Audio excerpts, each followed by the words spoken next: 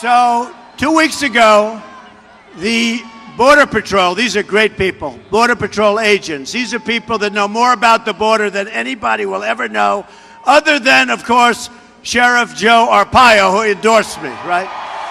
Sheriff Joe. Sheriff Joe knows about the border, and he endorsed me.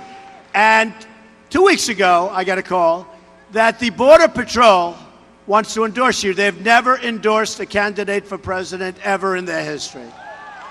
And 16,500 Border Patrol agents endorsed me. And when I spoke to one of the top people, I said, let me ask you this question, because it's very important to me, because I'm always flexible. Let me ask you this. It's a very important question. You're endorsing me, and you want to see it stopped. How bad is it? They said, Mr. Trump, you have no idea. We have the equipment. We have everything. We're told to stand back and let people just flow across like Swiss cheese, okay? I said to him, so I think we need the wall. How important is the wall? To the Border Patrol people. They said, Mr. Trump, it's absolutely vital. And actually, the one man said something that was interesting. He said, it's an absolutely important tool, maybe our most important tool to stop what's going on, Mr. Trump. So I felt good when he said that, because I don't want to be wasting a lot of time, folks. And you know what? If I didn't think it was going to work, I could turn that off in 2 seconds, and I think people would understand. But when I ask the people that know more about the border than anybody, how important is the wall, and they tell me it is absolutely vital, and in the other words, it's a vital tool, it's an important tool, it's maybe the most important tool that they can think of, we're going to build the wall. We have no choice. We have no choice.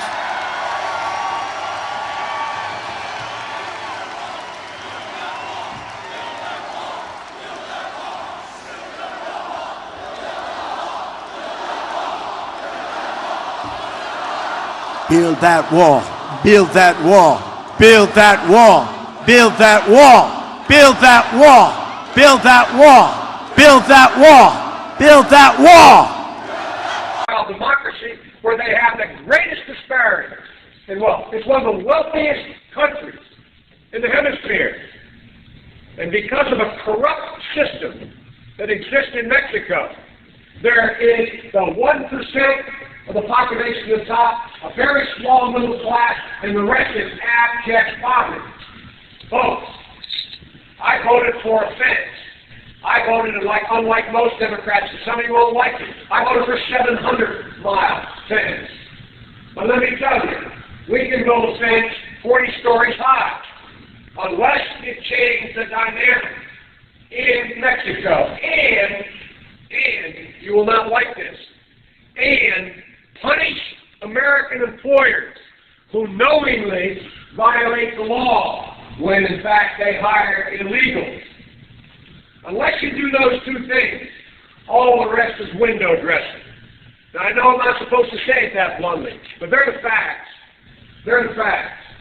And so everything else we do is in between here. Everything else we do is at the margin.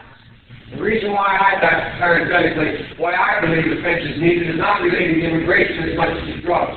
I'm the guy that wrote the National Crime Bill. I'm the guy that wrote the National Drug Act. I'm the guy that wrote the law that set up a drug czar. And let me tell you something, folks. People are driving across that border with tons, hear me, tons of everything from byproducts from methamphetamine to cocaine to heroin. And it's all coming up through corrupt Mexico. So I would have, as they say in the southern part of my state, I'd have an altar call with those boys. I'd have a little come to the Lord meeting. You think I'm joking? I'm not joking. Any of you know about me. I've been doing this a long time.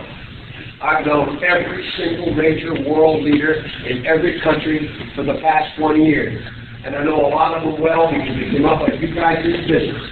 I've been a senator. There's only 4 senators served longer than me in the history of the United States Senate. There's an administrator of 44 senators.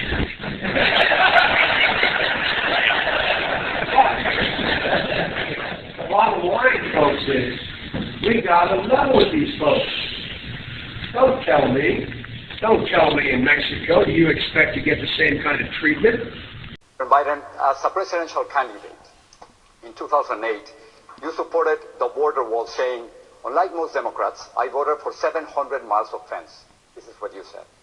Then you served as vice president in an administration that deported 3 million people, the most ever in U.S. history. Did you do anything to prevent those deportations? I mean, you've been asked this question before and refused to answer, so let me try once again.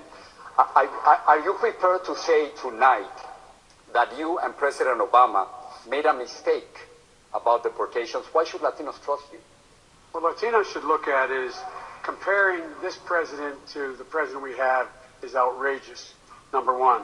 We didn't lock people up in cages. We didn't separate families. We didn't do all of those things, number one. Number two, by the time this is the president who came along with the DACA program. No one had ever done that before. This is the president who sent legislation to the desk saying he wants to find a pathway for the 11 million undocumented in the United States of America. This is the president who's done a great deal. So I'm proud to have served with him. What I would do as president is several more things, because things have changed. I would, in fact, make sure that we immediately surge to the border. All those people are seeking asylum. They deserve to be heard. That's who we are. We're a nation that says if you want to flee and you're fleeing oppression, you should come. I would change the order that the president just changed, saying women who were being beaten and abused could no longer claim that as a reason for asylum. And by the way, retrospectively, you know, the 25th anniversary of the Violence Against Women Act is up. The Republican Congress has not reauthorized it. Let's put pressure on them to pass the Violence Against Women Act now. But then we'll go back. You didn't answer the question. Well, did you make a mistake with those deportations? The president did the best thing that was able to be done at the time. How about you? I'm the vice president of the United States. Hey, good luck.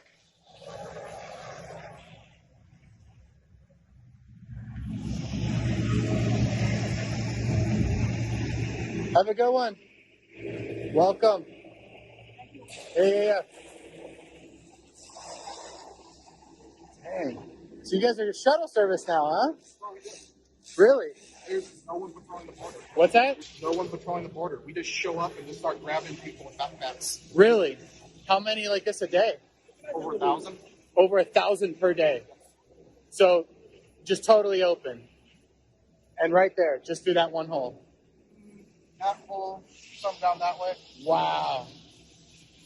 1,000 per day. Holy shit. Right now. Holy shit. Bye-bye. So these white vans, they just come down every so often and pick people up?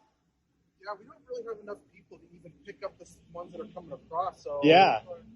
Sometimes they're waiting out there a long time and they get tired of waiting and start coming into town. Because I was just sitting here and they came up to me asking me for help. And I'm like, what do you want me to do? And they're like, do people call in all the time with groups coming up to people and asking for help and stuff? Like, yeah, they'll call Ubers and they'll drop them off at the station. Wow. Is there a certain time or is it just all day long? All day. Wow. Take it easy, brother.